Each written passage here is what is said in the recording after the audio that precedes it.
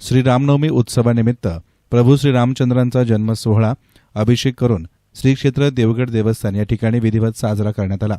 प्रभू रामचंद्र सिंहासनावर विराजमान झाल्यानं 500 वर्षांनंतरही आपण रामजन्मोत्सव म्हणजेच रामनवमी हा उत्सव मोठ्या भक्तिभावानं साजरा करत आहोत, असं महंत भास्करगिरी महाराज यांनी म्हटलंय।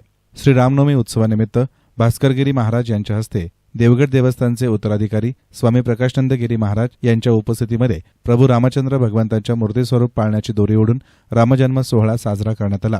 यावेळी सर्व देवगड नगरी प्रभू रामचंद्र भगवान की जय, श्रीराम जय राम जय जय राम या नामघोषणेनं दुमदुमून गेली होती।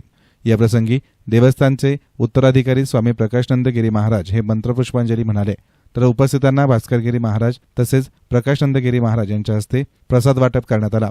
यावेळी देवगड देवस्थान येथे सेवेकरी, भजनी, टाळकरी, शाळकरी विद्यार्थी मोठ्या संख्येनं उपस्थित होते। रामचंद्र सिंहासनावर विराजमान झाल्यानंतर 500 वर्षाचा काळ लोटल्यानंतर पहिल्यांदाच आपण तिथे अतिशय स्वाभिमानाने आज रामजन्म महोत्सव सर्व संत, महंत, भक्तगण मोठ्या भक्तिभावाने साजरा करत आहे।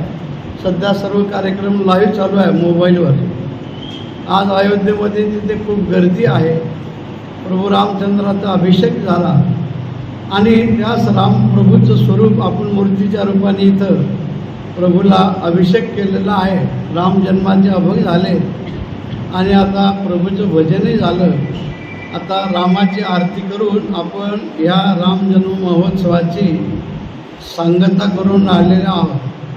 रामजन्म महोत्सवाच्या निमित्ताने सर्व भारतीयांच्या अंतःकरणामध्ये त्याग आणि समर्पणाची भावना वृद्धिंगत होत राहावी ही प्रभू रामचंद्राच्या चरणी आम्ही विनम्र प्रार्थना करतो।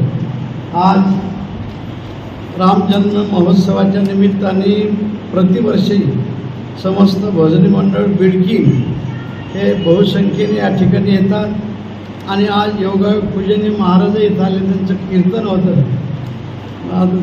दुग्ध शर्करा योग प्राप्त झालेला आहे। तेव्हा सर्व भजनी मंडळांना आरती झाल्यानंतर श्रींचा महाप्रसाद देण्यात येईल। मीडियासाठी प्रतिनिधी मंगेश निकम, नेवासा।